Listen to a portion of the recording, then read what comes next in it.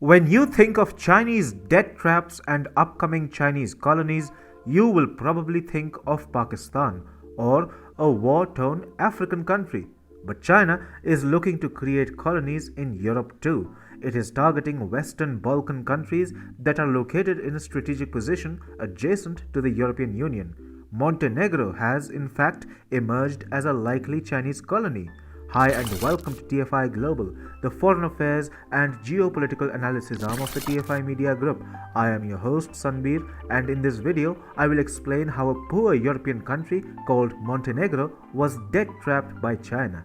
Let's begin.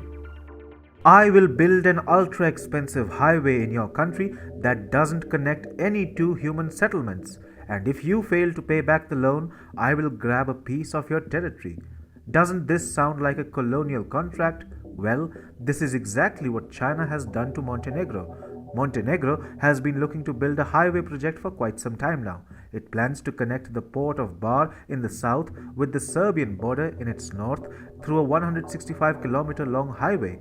Western powers, however, weren't bullish on the project. A British consultancy had even found that the project was not economically viable, and this is where China came in. In 2014, Montenegro signed a contract with the China Road and Bridge Corporation, a subsidiary of the Chinese state-owned China Communications Construction Company. Under the contract, CRBC was supposed to construct a 42-kilometer section of the Bar-Boljar Highway.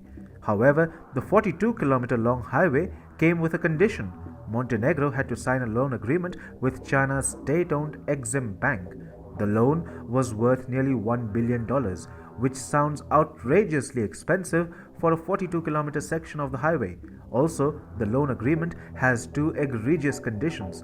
Article 8.1 of the agreement states Montenegro waives any immunity on the grounds of sovereign or otherwise for itself or its property on failure to repay the loan. Also, in case of a dispute, arbitration would take place in a Chinese court. Talk about conflict of interest. China is the one constructing the project. It is also the lender and the arbitrator. Beijing can really twist things the way it wants to. Now, if Montenegro fails to repay the loan, China will have the option of usurping a strategic territorial asset like the port of Bar on the Adriatic Sea. This is not only an unsavory prospect for Montenegro, but also a threat for the EU, as it will lead to its rival, China, establishing its foothold just next door. But what about the highway that China was supposed to build? Well, it was supposed to be constructed by May 2019, but at the end of 2021, the road was still not open to the public. Why should China fast track the project? Even if a dispute arises, a Chinese court will act as an arbitrator and definitely rule in Beijing's favor. And the project is in any case economically unviable. It is not going to benefit Montenegro because it literally makes no sense. Montenegro's former Justice Minister, Dragan Sok, said, "We make a joke. It is a highway from nothing to nothing."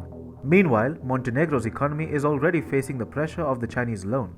Last year, it was reported that Montenegro's national debt has risen to 103% of its gross domestic product. Last year, the country narrowly avoided a default on the first series of repayments to China's Exim Bank. However, the risk of default still looms large over the country, and there is a constant threat that China would usurp a piece of Montenegro's territory. The highway deal with China was signed by the previous Milo Djukanovic government. Djukanovic is still Montenegro's president, but a new government came to power in 2020.